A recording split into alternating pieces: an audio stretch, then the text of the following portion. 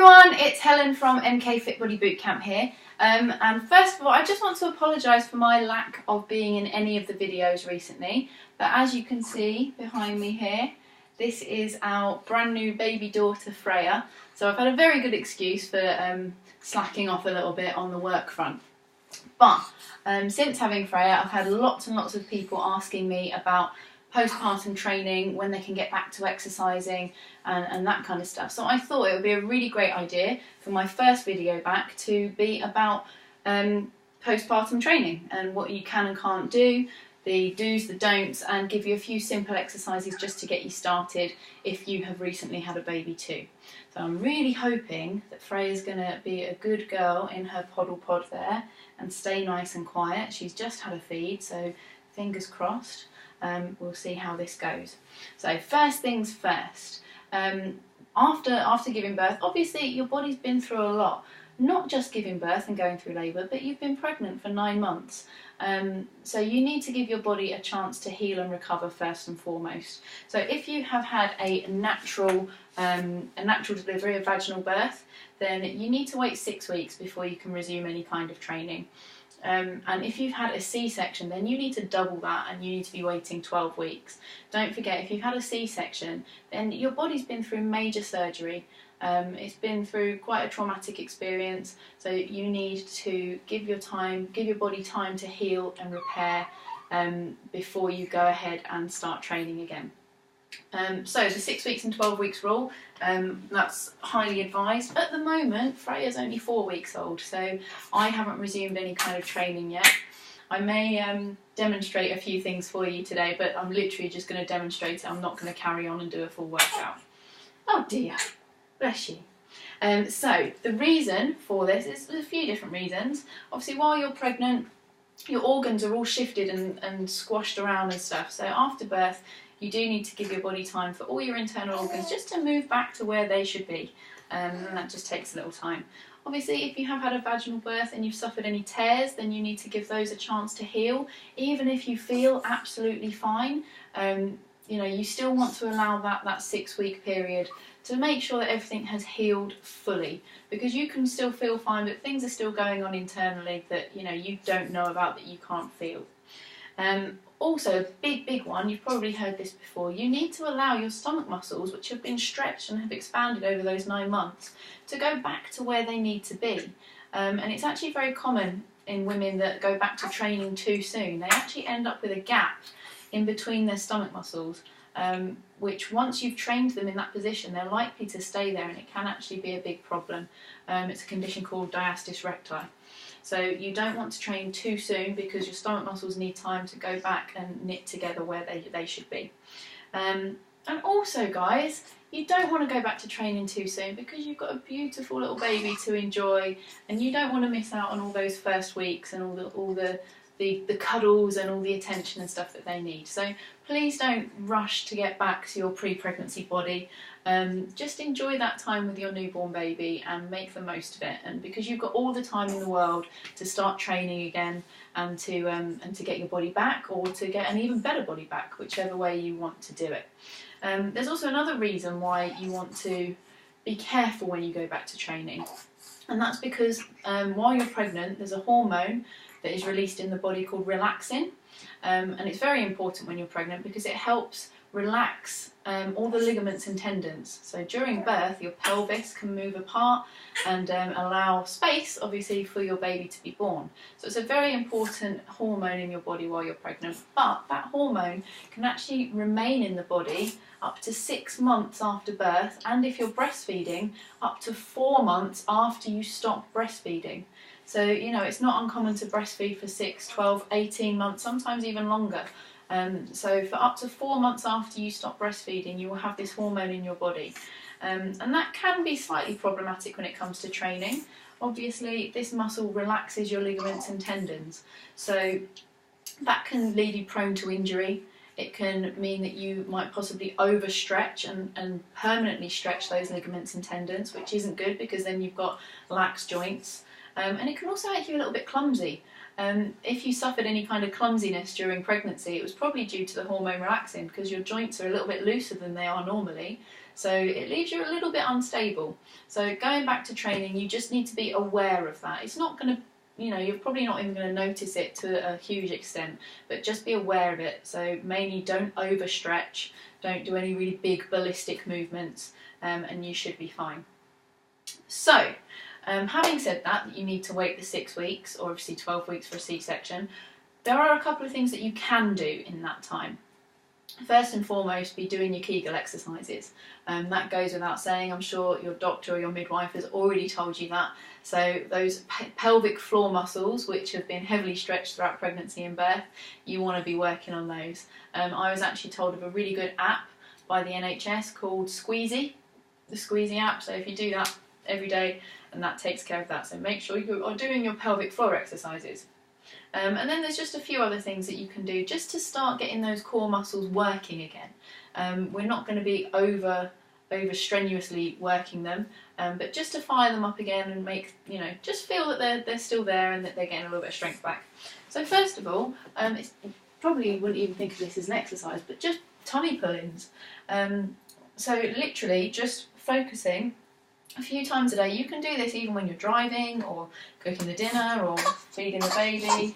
Oh no, I can do this bit while holding her if she's going to get a bit grouchy. So tummy pull-ins, you literally focus on pulling your belly button through to your spine, just nice and tight, hold it for a few seconds and relax. Simple as that. It's just about pulling your belly button in. So you're just firing up those stomach muscles again, just making sure that they're still there, they're still working, and you know, just getting them to do a little bit of work.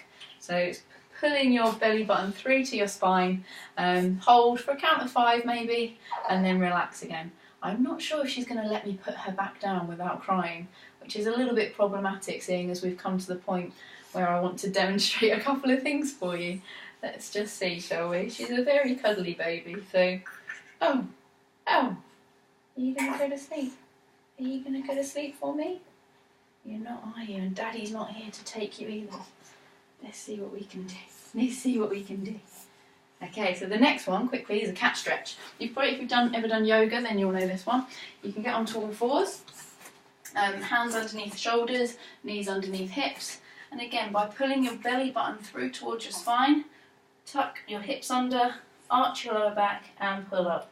Then you want to release it all again, coming back down through a flat back, and then just arch the back ever so slightly. So always lead with the belly button first. So pull the belly button in, nice and tight towards the spine, tuck the hips under, curve, arch the back, and then slowly release. So again, just doing a few of those every day. You know, you can pop your baby in front of you, give them kisses in between, and it's all nice and lovely. And so those 2 core exercises are the 2 things that I'd say you can do before the 6 weeks. Before the 6-week period is up, before you can start training properly again. And that's just, like I say, you're not overly working the muscles, you're just saying hello to them, just firing them up a little bit.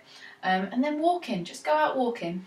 You know, at first don't walk too much. I know that whenever I went out for a long walk at first, I ended up feeling a little bit too sore, so I knew that I was maybe overdoing it slightly. But just getting out, getting some fresh air, taking the baby out in the sling or in the pram, and just walk. It's just nice anyway. It's nice to get some fresh air. So after the 6 weeks, what can you do then? So like I said, I am going to demonstrate a couple of things for you, but I'm not going to do them for long because I'm only 4 weeks post-birth at the moment. Yeah. So first and foremost, planks. You probably know planks.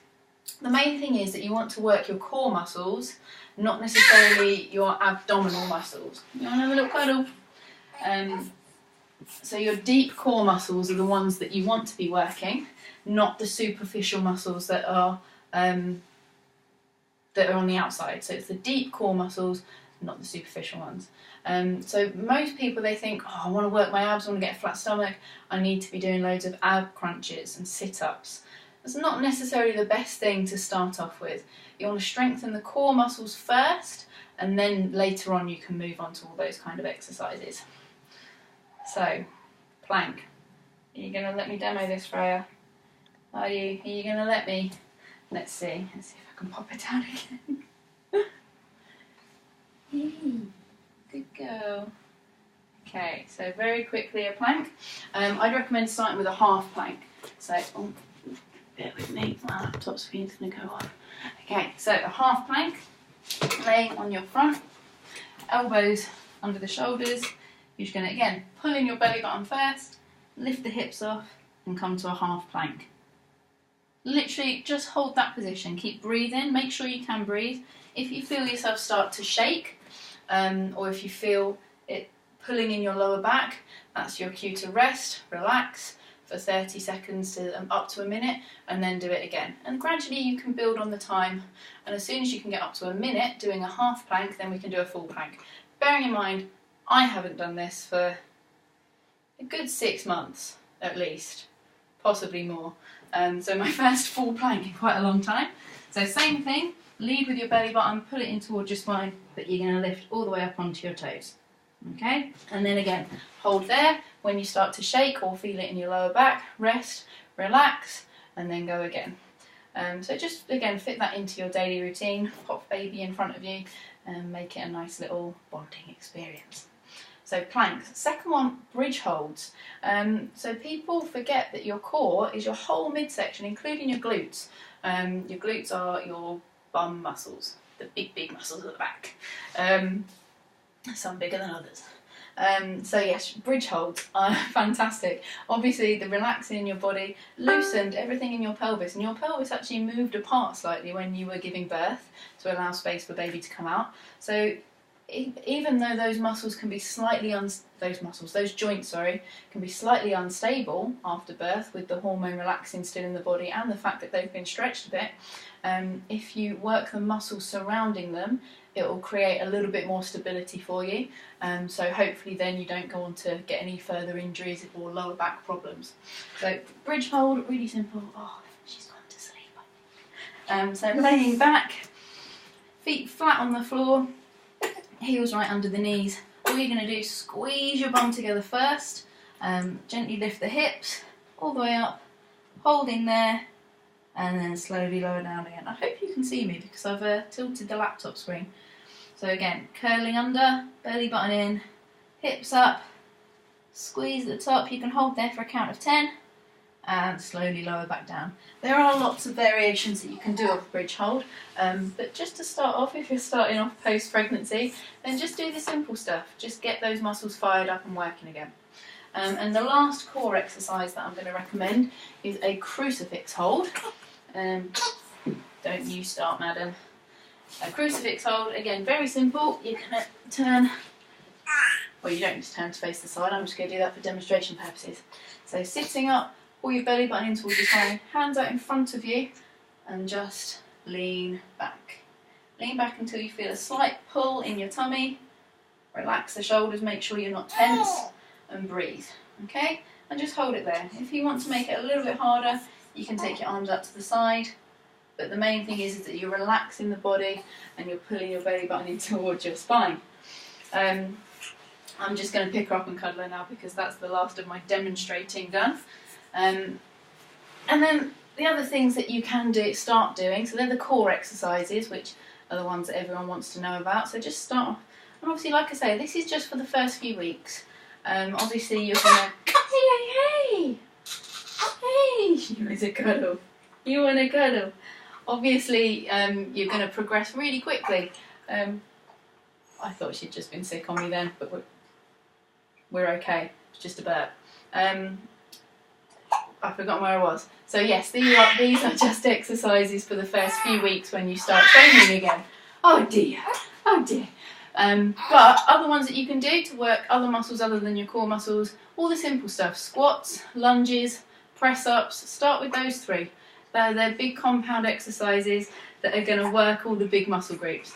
And then when it comes to cardiovascular exercises, people want to get out running, they want to ride their bikes, they want to go on the cross trainer again, all that kind of stuff. That's fine, that's all good after the 6-week or 12-week period, but you just want to make sure you start gently. Don't overdo it. Don't forget you've been pregnant for 9 months and then you've given birth, which, you know, that's hard work on the body. So you want to be kind to yourself. Like I say, you've got all the time in the world to get your body back or to get an even better one, whichever way you want to do it. So you start gently, okay? And do remember, if you're breastfeeding, then your body does need extra calories. So if you're doing cardiovascular training and you're burning more calories, you just need to make sure you're eating enough, okay? Make sure you're eating while you're fueling your body correctly, so that you can continue breastfeeding if that's what you want to do. So there we go, that's my little video there on post-pregnancy training. What I'll probably do is do some more videos on how to then increase the intensity and gradually do a little bit more and more. What I've gone through today is literally just for the first few weeks when you start training again, just to build that foundation.